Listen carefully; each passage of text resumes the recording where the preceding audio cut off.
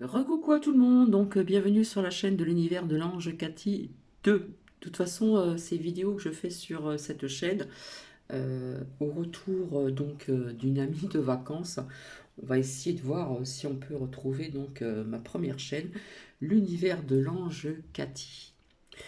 Donc je vais commencer par vous lire la phrase du jour.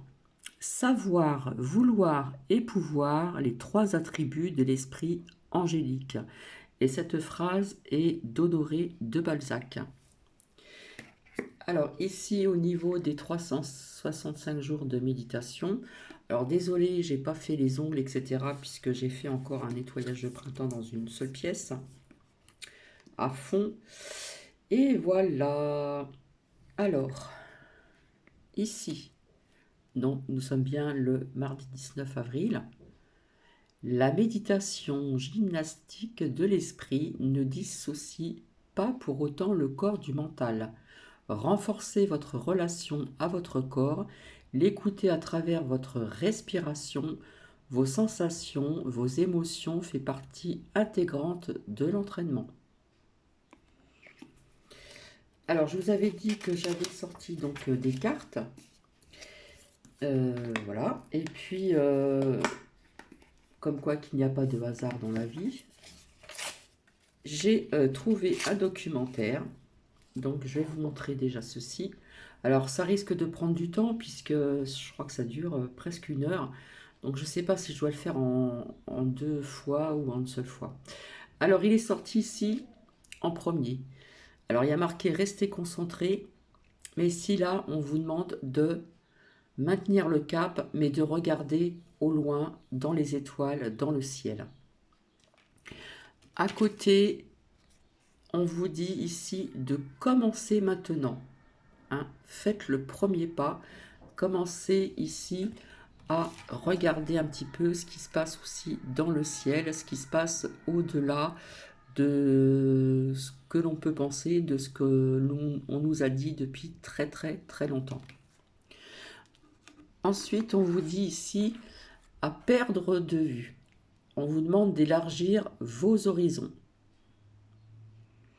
de voir un petit peu plus loin que le bout de son nez, comme on dit. Et puis à côté, donc, voir d'en haut. Donc, on vous demande d'essayer ou d'ayer une vie d'ensemble, d'accord? Donc, de voir un petit peu plus haut, ici. Ensuite, ici, il y a marqué le tonnerre au loin. Mais ce que je vois ici, là, déjà, je l'ai sorti il y a quelque temps sur ma première chaîne. Ici, qu'est-ce que je vois? On voit comme une montagne, mais pour moi, je vois comme une pyramide avec du blanc ici au-dessus, comme si c'est du cristal de roche. D'accord? Voilà ce que l'on voit ici. Ensuite, à côté, nous avons navigateur avec les étoiles. Suis votre bonheur, ok. Mais là c'est pareil, on vous demande encore d'avoir une vie d'ensemble, comme on vous a dit au début, et de voir un petit peu les planètes, les étoiles, etc. etc. L'univers est très... quand je dis l'univers, il y a plusieurs univers dans... Vous voyez ce que je veux dire? Donc là, on nous demande de bien regarder aussi en haut les étoiles, etc. Ici est sorti les eaux purificatrices. D'accord? La purification active la force vitale vibrante. Donc ce documentaire nous parle aussi d'eau. Et de toute façon, l'eau est essentielle pour la vie, pour déjà la terre, nous les humains, pour les animaux, voilà, tout le vivant. Hein. L'eau est vraiment essentielle. Et rappelez-vous ce que je vous avais dit sur ma première chaîne. Je vous avais fait, à un moment, je vous avais dit de faire attention aussi à l'eau. D'accord? Peut-être pas partout en France ou dans des pays, mais de faire attention quand même. Et puis ici est sorti découvrir la vérité. Vous êtes dans la lumière de la vérité. Donc ici aussi, en regardant, alors attendez, ici, vous voyez, il y a comme des chercheurs aussi qui essayent de... Il y a des personnes qui ont découvert des choses, il y a des personnes qui recherchent certaines choses du passé et le lointain, lointain, lointain. Voilà. Donc ce sont des personnes quand même qui sont habiles et qui ont cette fonction quand même de pouvoir déchiffrer certaines choses, etc.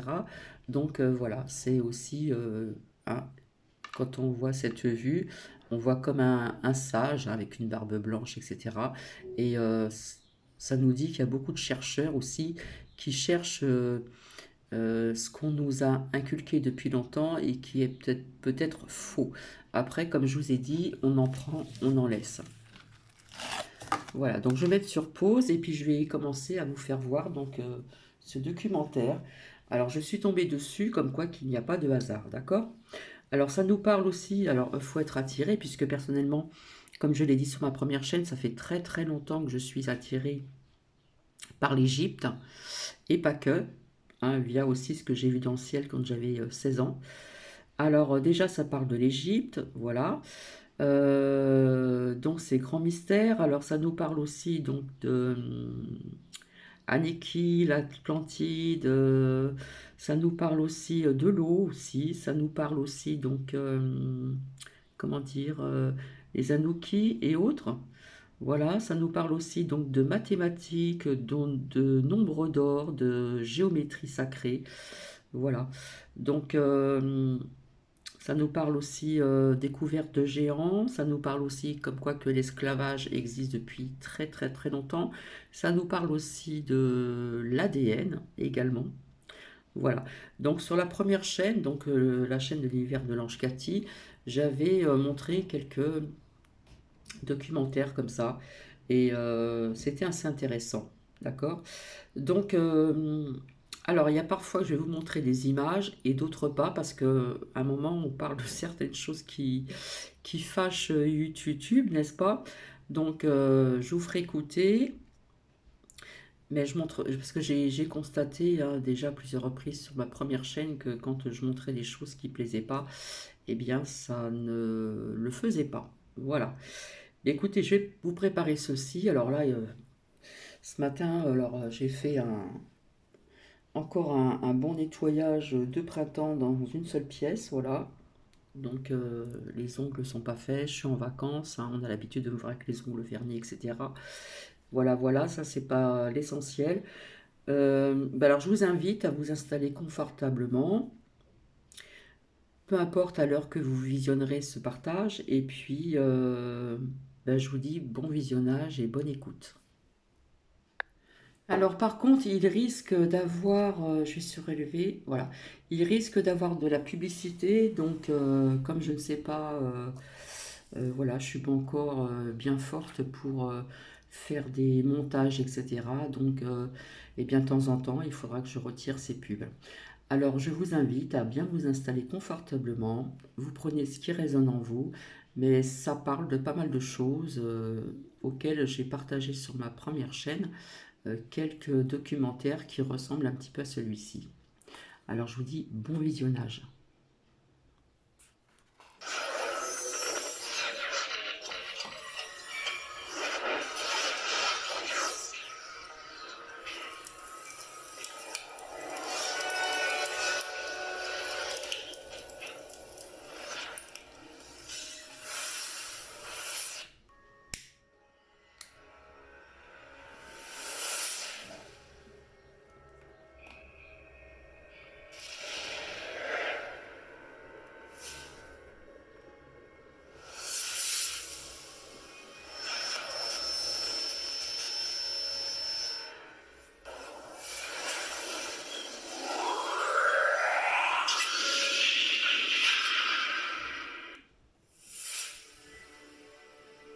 Pour commencer mon histoire, je vous inviterai en vous proposant de contempler cette chose fabuleuse qui vous entoure, cette chose béante que l'on appelle l'univers.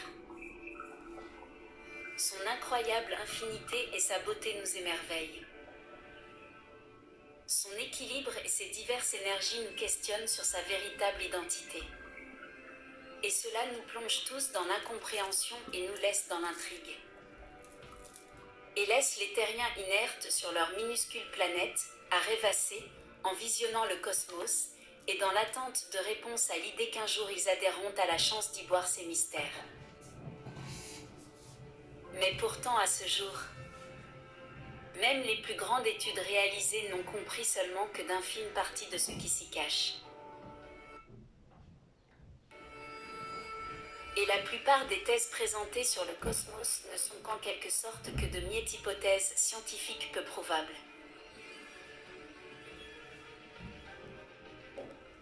Dire qu'il y a à peine quelques centenaires on croyait toutes que la Terre était plate et que le système solaire était fixe et complètement immobile dans la Voie lactée. Mais on avait tort, évidemment oui la Terre était ronde bien entendu. Mais par contre l'homme n'en savait encore très peu sur l'astronomie, et encore moins au sujet de l'environnement étourdissant qui se manifeste dans l'univers qui l'entoure.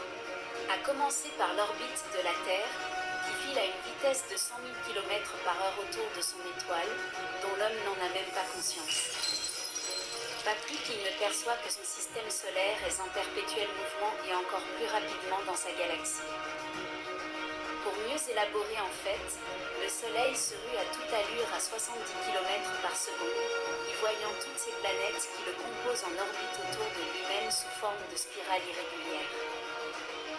Et pour en finir que sa galaxie tout entière, la Voie lactée, se propulse dans le cosmos à une vitesse de 720 000 km/h vers sa galaxie voisine, la galaxie d'Andromède. Et en second sur sa lignée. La Terre se dirige dans ce tourbillon cosmique sur son chemin vers la constellation d'Hercule. Alors imaginez à quel point on peut se tromper à propos de ce qu'on perçoit, on attend à apprendre sur ce qui nous entoure. L'univers est d'une beauté remarquable, je dirais même incomparable et si intrigante, il n'y a pas de mots pour décrire cela. L'univers est si vaste et son contenu est si gigantesque que l'humain a peine à le concevoir dans son ensemble. Peut-être est-ce que le cosmos est une illusion de notre point d'observation, ou peut-être est-ce un mirage qui nous illustre le passé. En fait, qu'est-ce qui est vraiment perceptible de l'œil humain qui est si minuscule pour enfin illustrer l'univers par sa vraie nature? Les yeux. L'organe de la vision humaine. Sont en fait ce qui apporte l'information sur le monde extérieur qui l'entoure, et par le jeu des perceptions de la lumière, des couleurs et des formes. Lorsqu'un objet est regardé, la lumière qu'il réfléchit pénètre dans l'œil en traversant la cornée et la pupille. Mais selon les lumières perceptibles par l'humain lorsqu'il regarde le cosmos, il ne voit en fait qu'un vide noir nappé d'étoiles à perte de vue. Mais en fait, l'homme a-t-il les capacités de visualiser vraiment la réalité? En fait, réfléchissons un moment. Qu'est-ce que voit réellement la fourmi ou la mouche quand elle regarde le ciel? Nous voit-elle nous les humains dans son univers propre et si petit? Je n'en suis pas convaincu, je fais que de simples hypothèses. Ou sinon, comme autre exemple, les millions de bactéries sur notre corps en sont-elles conscientes réellement qu'ils demeurent sur un être vivant? Probablement que non, à mon avis chaque univers est propre à soi-même. Et même s'il est plus facile d'espionner les royaumes de l'infiniment petit que ceux de l'infiniment grand, tous ces mondes leur sont de mise. Tous ces mondes, j'en suis convaincu, étaient interreliés, pourtant même sans se voir, ils formaient une équilibre parfaite qu'on peut définir comme l'homéostasie des multi-univers. Cela m'a toujours fasciné comme si l'univers avait son plan. Et une conscience phénoménale tout planifiée. Et nous sommes là, seuls dans l'ignorance. Prisonniers sur une minuscule planète bleue, similaire à un grain de sable parmi des millions. Et que ceci flotte dans son désert éperdument noyé dans l'immensité. Si l'on regarde de près sur ce grain de sable, et que l'on y prend le temps d'y regarder un peu autour,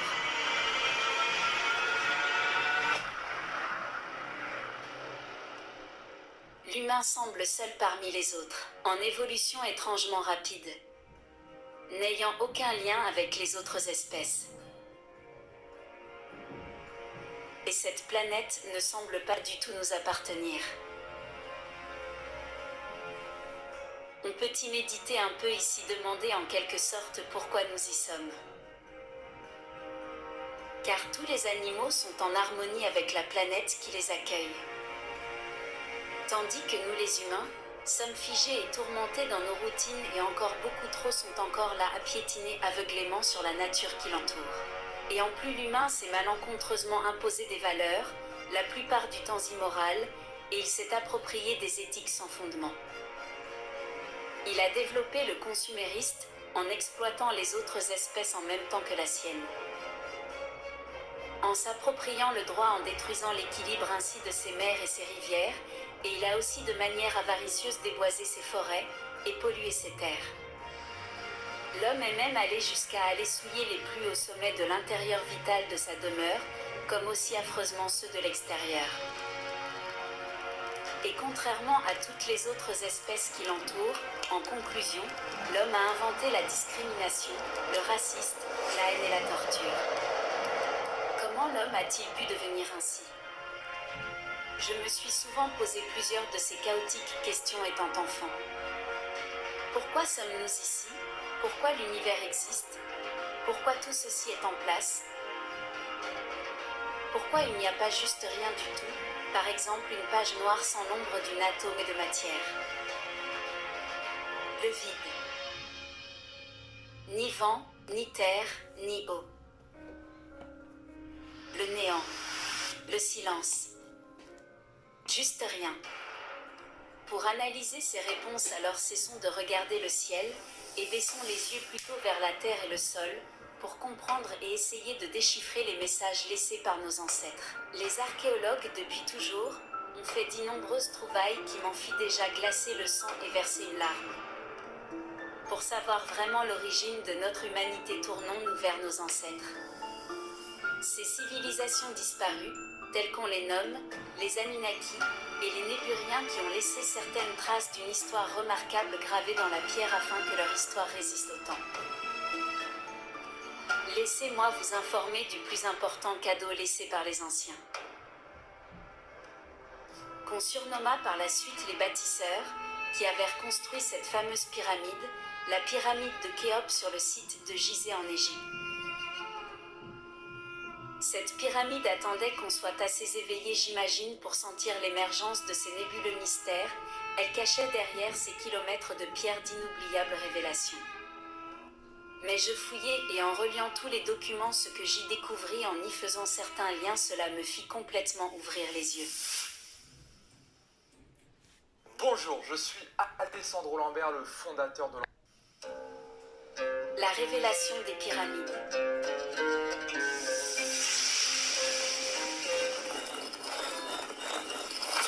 Une vision du passé. Pour poursuivre mon histoire, laissez-moi débuter. En vous laissant prendre conscience que beaucoup de choses au sujet de l'égyptologie ont été cachées et même falsifiées en vue de tromper les regards sur la vérité. En revanche, le regard que mon histoire va jeter sur les pyramides est loin d'être celle que l'on raconte dans les établissements d'éducation des temps modernes.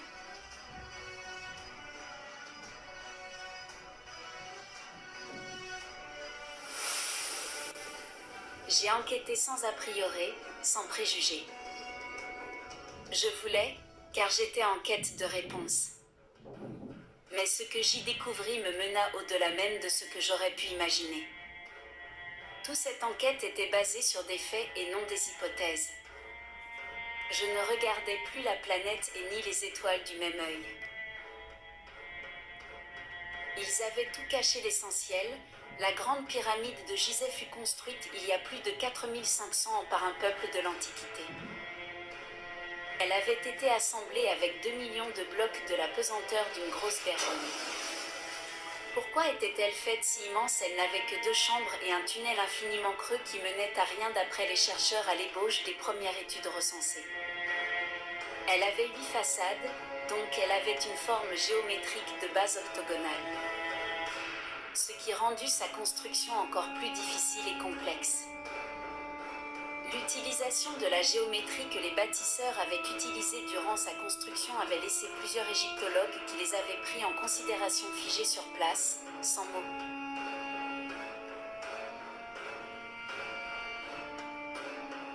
La géométrie utilisée était constante et précise au millimètre près.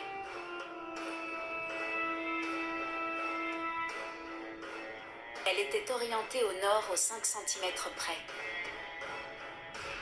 Tout ça aurait été construit et finalisé selon notre instruction scolaire en 20 ans, et cela selon les dires à l'aide d'un pieu et sculpté à l'aide d'une simple roche. Et en plus, ces courageux auraient été raser une colline de calcaire à 900 km du site à l'aide de quel outil au juste? Et même si l'on s'imaginait qu'il aurait exporté ces millions de tonnes de roches par quelconque véhicule inimaginable, pourtant la roue n'existait même pas encore. Tous ces braves auraient ramené la matière roche en navire, mais selon de plus récentes études, les bateaux auraient été trop faibles pour transporter des matériaux si lourds. Les charges audacieuses du calcaire et les fortes vagues du Nil auraient inévitablement fait sombrer leurs navires dans le fond du fleuve. En fait, tout cela pour en venir que personne ne pouvait encore prouver la vérité sur le transport d'autant de roches. Au final, une fois tous ces millions de roches exportées sur le site des bâtisseurs à giser par miracle, les meilleurs architectes du passé commencèrent à dresser leurs plans. Ensuite, les ouvriers débutèrent tous ensemble à creuser la base pyramidale de façon spécifique et précisément mesurée et calculée géographiquement. Mais j'y reviendrai. Ensuite, il aurait empilé les blocs à 70 mètres de hauteur et tous insérés encore plus parfaitement que l'architecture modernisée. La grande pyramide était si bien assemblée qu'elle avait surmonté 3 tremblements de terre depuis aujourd'hui. Les bâtisseurs s'avèrent compliquer la vie pour raser cette colline de granit. Car il avait déjà opté de la connaissance que ce type de roche en particulier possédait une matière grandement plus solide que le ciment. Et il avait choisi stratégiquement celle-ci afin qu'elle résiste au séisme pour but de demeurer assez tenace pour résister au temps. Assurément, ce site renfermait un secret important. Mais le mystère de cette histoire est de comprendre comment avait-il déjà acquéri la compétence à cette époque de maîtriser le savoir comportant sur la résistance des roches. Car l'étude de l'antisismie n'avait apparu seulement qu'au XXe siècle.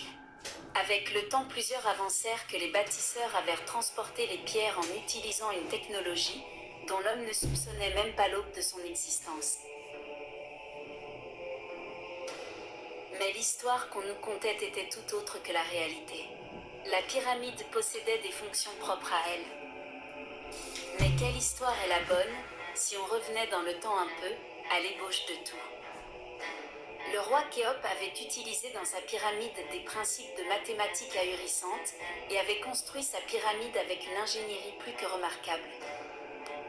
Il y a longtemps, les pyramides n'avaient aucunement l'apparence qu'elles reflètent aujourd'hui. Lorsque la pyramide était encore toute jeune. Sur ses façades, l'on y avait rajouté un revêtement de calcaire hautement chargé en pierre de quartz blanc. Ce qui lui donnait une teinte aveuglante et blanchâtre. Ce matériau était ultra conducteur. Cela jouait ensuite un grand rôle avec l'énergie des particules de lumière, que l'on appelle des photons, selon sa force et sa couleur lumineuse.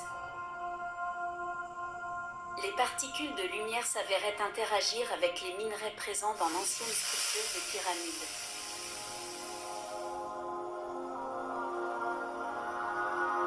Suite à cette interaction, les électrons présents dans la matière rocheuse s'avéraient plus légers, alors ils pouvaient se propulser suite aux énergies résultant de la lumière spectrale qui était reflétée. Mais malheureusement, cette fameuse structure fut dévastée suite au dernier séisme qu'elle avait succombé. Et par la suite, l'on y avait déplacé les pierres sur un autre site, au lieu de rénover la structure. Sais-tu qu'il existe une méthode simple pour... Selon des dires, elle avait plusieurs fonctions divines. Revenons au sujet de la Grande Pyramide. Selon la légendaire histoire qu'on essayait de nous faire croire, le roi Khéops avait donné sa vie dans la construction de cette pyramide, dans le but précis d'y faire son tombeau personnel. Laissez-moi vous raconter cette histoire.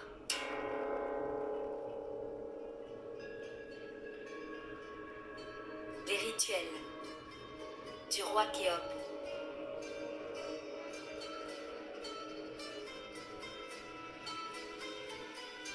Il était une fois Un roi ambitieux et dont la sagesse l'avait apporté jusqu'au savoir. Il y a de cela approximativement 4500 ans. Le roi Khéops avait migré vers l'Égypte. Il régna depuis, en y proclamant ses connaissances dans la plaine du Caire, et où sa famille royale et ses initiés s'avèrent accoutumés. Le roi brillait à la tête d'une civilisation prospère, sur les bords du Nil qui lui apportait abondance et fertilité. Mais un beau jour il mourra. Il arriva par bateau sur le fleuve du Nil. Et on déposa son corps au port du Caire, où ses fils le recueillit pour l'introduire dans la pyramide, afin d'élaborer les rituels du roi, afin de l'accommoder dans l'accroissement de sa réincarnation divine, selon ses croyances. Une grande cérémonie avait été en vigueur selon ses désirs. Ils avèrent transporté sa dépouille dans la chambre basse, à l'endroit où il a été momifié, cela signifiait sa renaissance. Ensuite, en le glissant le long des couloirs, ils transportèrent son corps dans la chambre de la reine alignée de son ouverture avec l'étoile Sirius, qu'il avait gracieusement guidé et servi tout le long de sa quête de vie. Et ensuite, il le transporte dans sa chambre, la chambre du roi. Tout cela signifiait qu'il avait acquis la vieillesse et la maturité, mais aussi le savoir et la sagesse. Ainsi ils le placèrent dans son tombeau où son âme immortelle pouvait attendre l'arrivée du dieu Ré, le roi soleil. Durant la nuit, il pouvait s'évader et naviguer dans les cieux et chasser les énergies négatives qui rôdaient sur son royaume pour protéger son peuple. Selon la légende, les rois étaient enterrés avec de petites figurines de bateaux. Ce rituel avait pour but de lui permettre de naviguer dans sa projection astrale et de braver le royaume nocturne dans l'attente de quitter ce monde. Immanquablement, à l'aube, il rentrait sagement attendre le dieu soleil avec impatience et gratitude dans sa chambre respective. La chambre du roi n'était pas alignée aux autres chambres. Mais tout cela avait été calculé de façon précise pour que la lumière du soleil du 14 juillet atteigne sa chambre selon ce point cardinal. Car cela signifiait la date de naissance de son dieu selon le calendrier égyptien. Ou selon d'autres, c'était à cette date qu'il était venu des étoiles vers eux. Le conduit avait été construit afin que le 14 juillet à midi tapant précisément le soleil soit aligné pour entreprendre ce rituel. Pour eux, cela signifiait que leur dieu était enfin arrivé pour venir chercher l'âme du roi.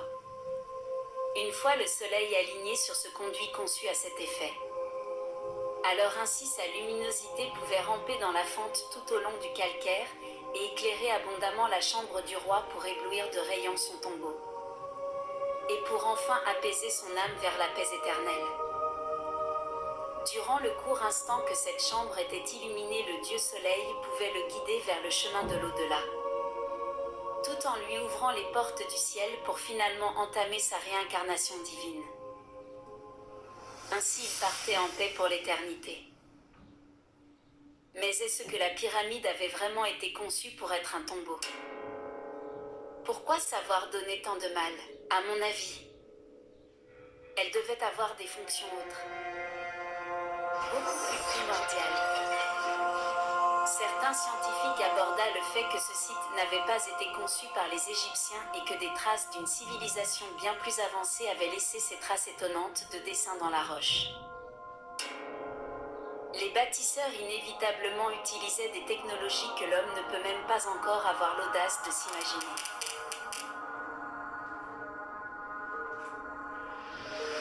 Pourquoi un tombeau aurait été acharnement construit par des matériaux uniques qui servent aujourd'hui à permettre la conductivité électrique? Selon certains physiciens et scientifiques, les pyramides avaient plusieurs fonctions multiples.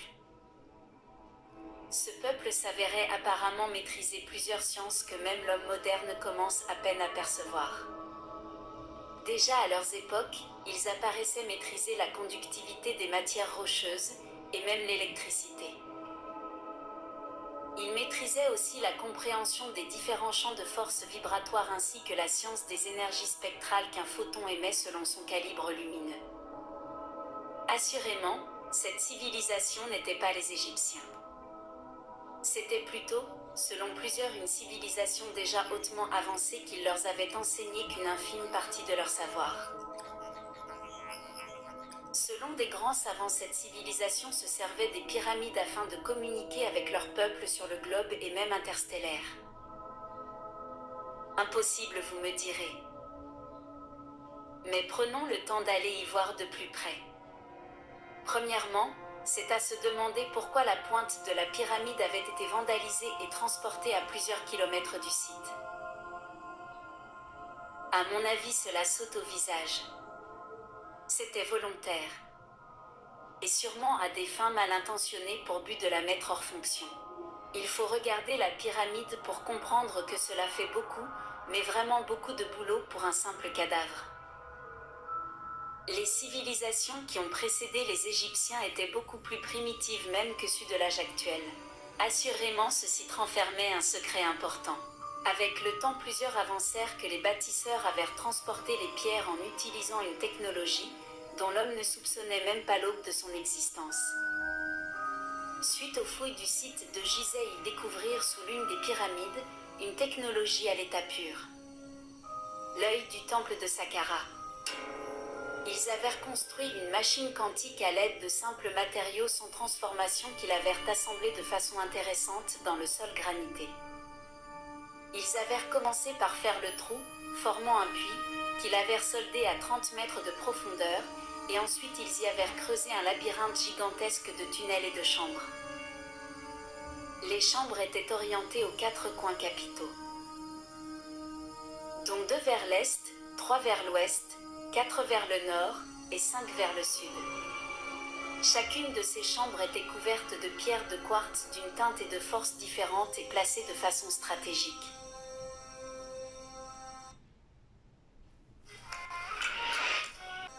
Les pierres de quartz étaient très précieuses. Cette pierre interagissait avec les vibrations sonores et jouait un rôle ultra-conducteur avec l'électricité. Chaque groupe de chambres produisait des résonances électromagnétiques qui venaient de plus en plus hautes d'une chambre à l'autre tout en y restant dans l'intervalle d'interférence de la pyramide. On appelait ces cavités les chambres bleues. Par la suite, dans chacune des chambres bleues, ils y avaient attribué des urnes en albâtre qui vibraient pareillement selon la quantité d'eau déversée à l'intérieur. Alors chacune de ces cavités résonnait selon des vibrations musicales différentes qui leur étaient spécifiquement assignées, dont précisément les notes Sol, Fa, Mi et Ré. Au nord du puits, plusieurs panneaux s'orientaient, dont 11 colonnes placées de façon mathématique couvertes d'or et qui descendaient jusqu'à 5 mètres en dessous des chambres déjà construites. À 35 mètres à partir de ces colonnes uniformément réparties, 11 autres chambres s'y trouvaient stratégiquement réparties.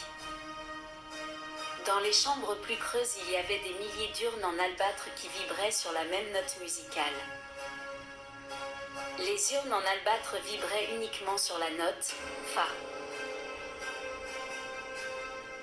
Ensuite, les bâtisseurs avaient engendré un canal creusé à partir du fleuve du Nil, qui menait à une panoplie de cavités souterraines pour y en faire pénétrer l'eau, qui était pour eux la matière clé. Une fois l'eau répartie conformément dans ces souterrains.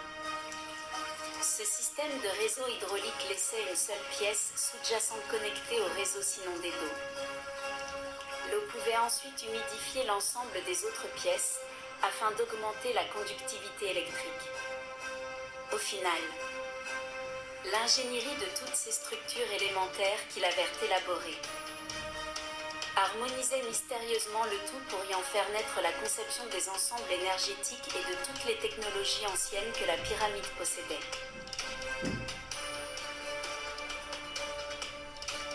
Selon certains, les anciens avaient acquis la technologie de procéder à la communication avec ses semblables sur Terre et même se localiser sur d'autres étoiles, probablement de la constellation d'Orion.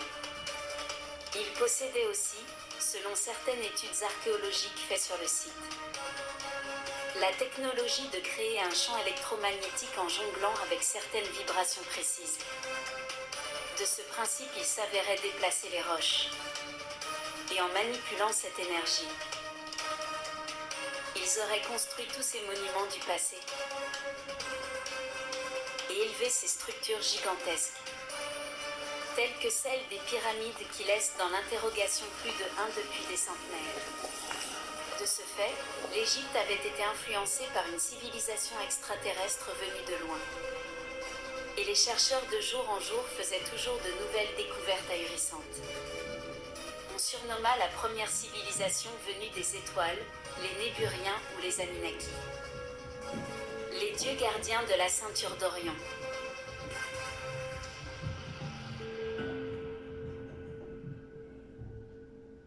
L'énigme de la géométrie. Des Anunnaki. Le nombre d'or. Ce symbole divulguait la clé de l'infini, on le surnommait le nombre divin, qui invoquait l'infini des mondes, comme en divulguait la suite de Fibonacci, qui était l'un des mémorables grands savants du passé. La suite de Fibonacci est une suite de nombres entiers dont chaque terme successif représente la somme des deux termes précédents. Ce rapport est considéré comme la clé de l'harmonie universelle et se décline et se transpose par des formes géométriques telles que le rectangle, le pentagone et le triangle. Cela représente l'unique constante de l'univers où sa valeur qui transpire la perfection est représentée par les chiffres 3,1416. La nature s'exprime et se manifeste par une suite de nombres, et si l'on regarde attentivement, cela invoque les mathématiques. Cela pouvait être difficile à réaliser au départ. Mais cette fascinante suite de nombres et le nombre d'or se mariaient de façon impeccable. Et ces nombres réalignés entre formaient des structures géométriques qui pouvaient se répéter à l'infini. Et ensuite relier ces rectangles illustrés devant vous entre eux à chaque raccoin. Et vous allez y voir apparaître une spirale, on avait baptisé la spirale de vie. Ces stupéfiantes spirales nous démontraient un principe qui parlait de l'infinité. Réalisé par vous-même. La face cachée des liens magiques que les mathématiques invoquaient. Le nombre divin était la représentation de la constante universelle engendrée dans la nature.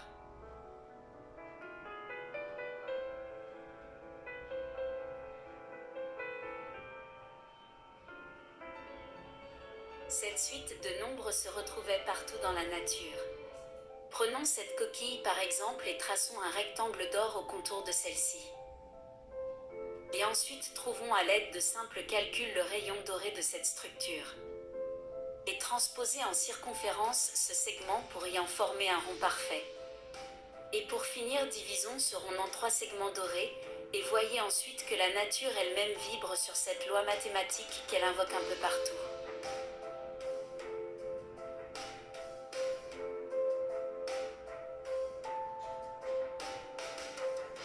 La plupart des plantes réagissaient et s'harmonisaient selon les principes mathématiques du nombre d'or. La fleur de tournesol était plutôt remarquable à ce sujet.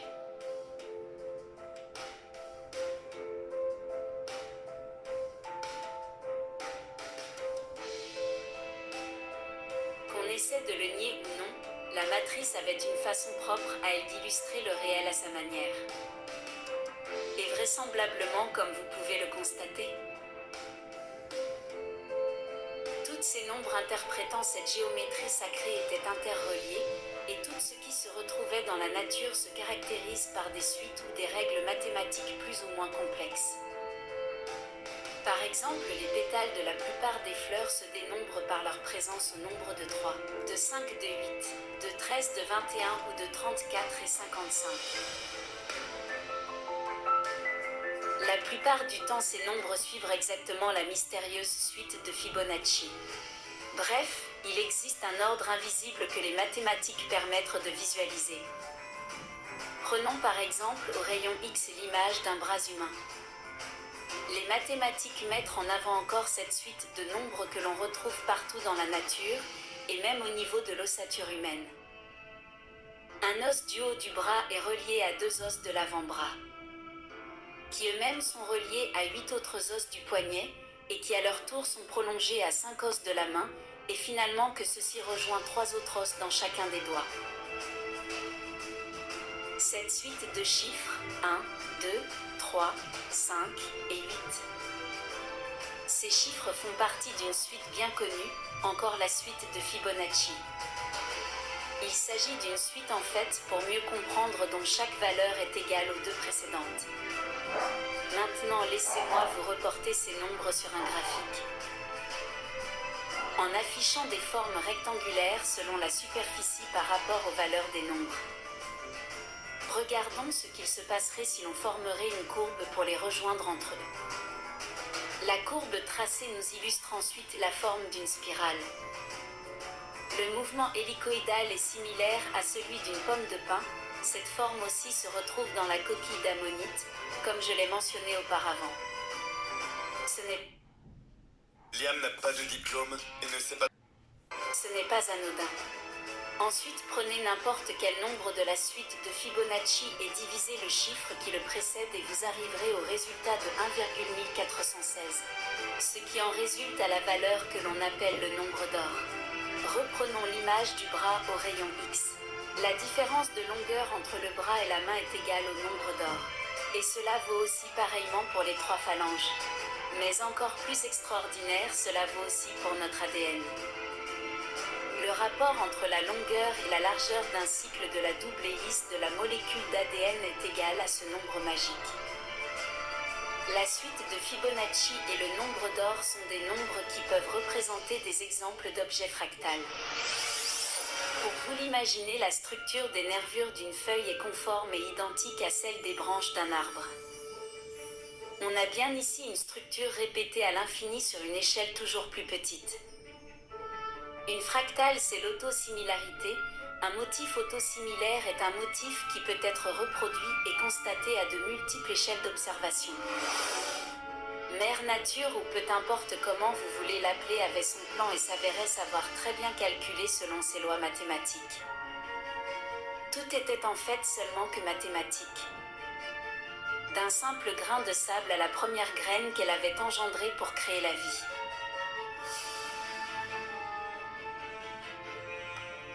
Il faut bien admettre que tous ces mondes invisibles étaient fractales et infinis.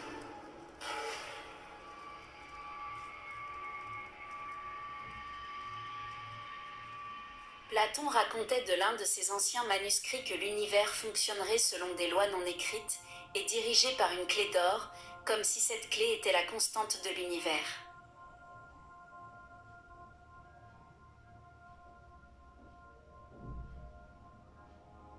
Un chercheur mathématicien, Benoît Mandelbrot, dans les années 1980 avait pensé comprendre l'énigme. Alors, à l'aide d'une simulation par ordinateur qui allait utiliser les principes de la clé, qui était en fait la spirale de vie. Ensuite, il reforma l'univers dans un programme informatique. Utilisant cette composante qui était la clé de l'infini en la désignant comme une fractale. Disons comme substance primaire. La fractale est une forme géométrique brute, dont chaque partie est composée du modèle réduit et complet qui se forme sous les vibrations de l'univers qui la complète aussi. Il avait appelé cette propriété autosimilarité.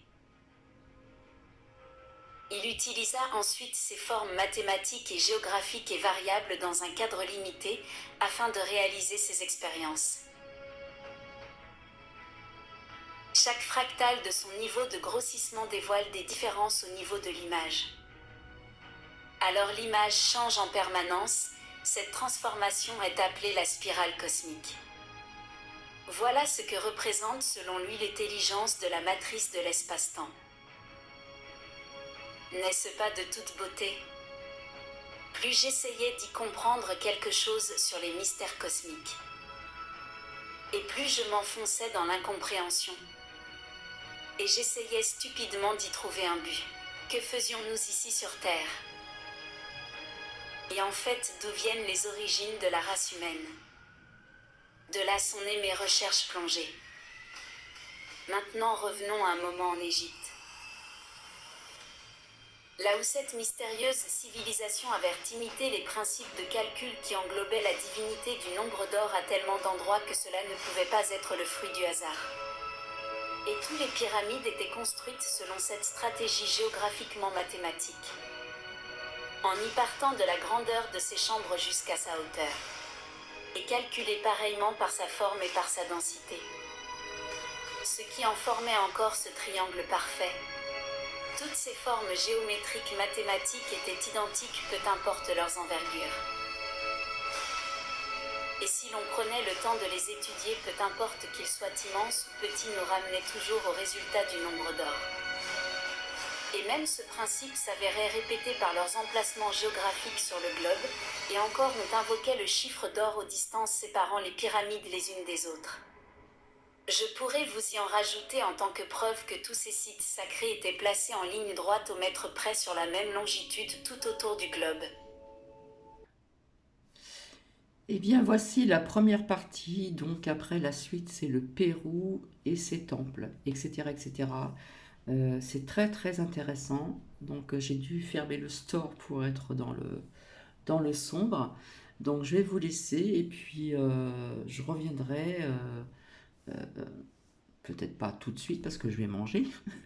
Je reviendrai plus tardivement pour la seconde partie. Voilà, j'espère que cette première partie euh, a ouvert en vous, comment dire, avoir une autre vision de ce que l'on nous a appris depuis la nuit des temps. Donc voilà, je vais vous laisser et je vous dis à plus tard. Bisous bisous.